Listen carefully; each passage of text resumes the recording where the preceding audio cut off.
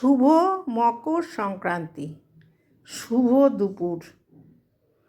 আজকের দিনে তো আমরা বাঙালিরা সবাই একটু কম বেশি পায়েস পিঠে এগুলো খাই, কিন্তু এখন না দিন কেন জানি না পাল্টে গেছে।